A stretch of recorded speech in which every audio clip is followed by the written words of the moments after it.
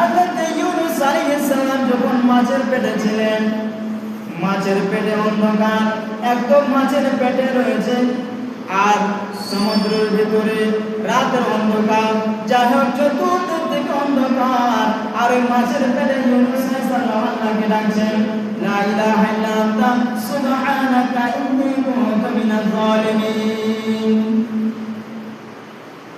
এর পিছনের ঘটনা হচ্ছে কি, যে হযরত ইউনূস আলাইহিস সালাম একদিন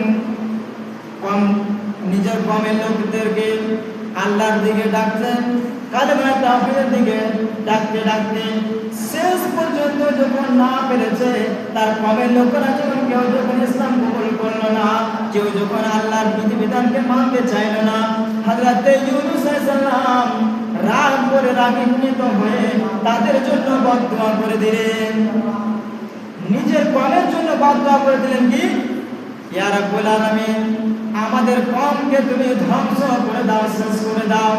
আমার কওম আমার কথা মানে না, তোমার দ্বীনকে কবুল করতে চায় না, এই আমার কওমকে তুমি ধ্বংস করে দাও, এদেরকে তুমি নিস্তেনাবুদ করে দাও।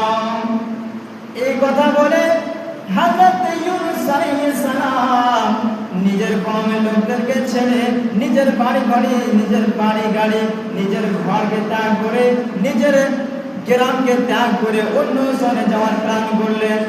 সেই যখন সমুদ্র পার হচ্ছিলেন, সেই সময় আল্লাহ বলছেন, ইউনূস তুমি কোথায় পালাবা, তুমি আমাকে না বলে আমার বিনা পারমিশনে তুমি কোথায় পালাবা, পালাও দেখি। আল্লাহ রাব্বুল আলামিন হযরত ইউনূস আলাইহিস সালামকে মাছের আহার পানি মাছের পেটের ভিতরে দিয়ে দিলেন। ইউনূস আলাইহিস সালাম যখন আল্লাহর বিনা অর্ডারে কওমের ব্যাপারে বদদুয়া করে যখন পালাচ্ছিলেন, আল্লাহ রাব্বুল আলামিন হযরত ইউনূসকে সাথে সাথে গ্রাস করে দিলেন, মাছের পেটে মাছের আহার বানিয়ে দিলেন। মাছ তাকে কিনে নিল, খেয়ে নিল। খেয়ে নেওয়ার পরে হযরত ইউনূস আলাইহিস সালাম নিজের ভুল বুঝতে পেরে তখন বলছেন, ইয়া রাব্বুল আলামিন, লা ইলাহা ইল্লা আনতা সুবহানাকা ইন্নী কুনতু মিনাজ জালিমিন। তখন ইউনূস আলাইহিস সালাম আল্লাহকে বলে স্মরণ করেছে, আল্লাহ তোমাকে এড়িয়ে আমার কোথায় জায়গা নাই, যে কোনো জায়গায় যাই না কেন আল্লাহ তুমি আমাকে দেখতে পাওয়াই। এই যে মাছের পেটে রয়েছে, তবুও সে এটা বিশ্বাস করছে যে আল্লাহ আমাকে দেখছে, তাই সে বলছে কি, যে লা ইলাহা ইল্লা আনতা সুবহানাকা ইন্নী কুনতু মিনাজ জালিমিন। আল্লাহকে বলছেন কি, যে আল্লাহ তুমি ছাড়া কোনো ইলাহ নাই, লা ইলাহা ইল্লা আনতা, আল্লাহ তুমি ছাড়া কোনো ইলাহ নাই, কোনো মাবুদ নেই। সুবহানাকা, তোমার জাত হচ্ছে পাক, আল্লাহ তুমি পাক পবিত্র।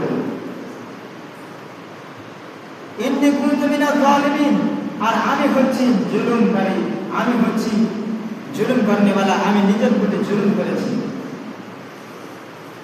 ফেরেশতা হযরত ইউনূস আলাইহিস সালামকে বললেন যে ইউনূস তুমি এই জিকিরটি তুমি চালিয়ে যাও যতক্ষণ তোমাকে আল্লাহ সুবহানাহু ওয়া তাআলা মাছের পেট থেকে সমুদ্রের বাইরে না করছে। হযরত ইউনূস আলাইহিস সালাম এই জিকিরটি বলতে থাকলেন, লা ইলাহা ইল্লা আনতা সুবহানাকা ইন্নী কুনতু মিনাজ জালিমিন। আল্লাহ রাব্বুল আলামিন ইউনূস আলাইহিস সালামের এই জিকিরটিকে কবুল করলেন, তার দোয়াকে কবুল করলেন, আপনাকে ওই মুসিবত থেকে উদ্ধার করে মাছের পেট থেকে বের করে সমুদ্রের কাঁটায় তাকে ছেড়ে দিলেন।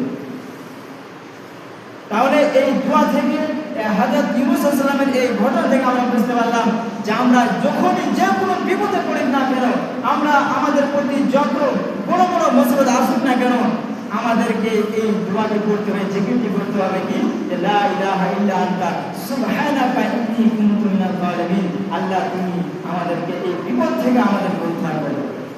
যেমন ইউনূস আলাইহিস সালামকে আল্লাহ উদ্ধার করেছেন, আপনাকেও করবে, আপনাকে এই জিকিরটি করতে হবে। এবার আছেন যে হযরত মূসা আলাইহিস সালাম, হযরত মূসা আলাইহিস সালামের অনেক ঘটনা রয়েছে, কোরআনের সবথেকে বেশি ঘটনা হযরত মূসা আলাইহিস সালামের রয়েছে। তার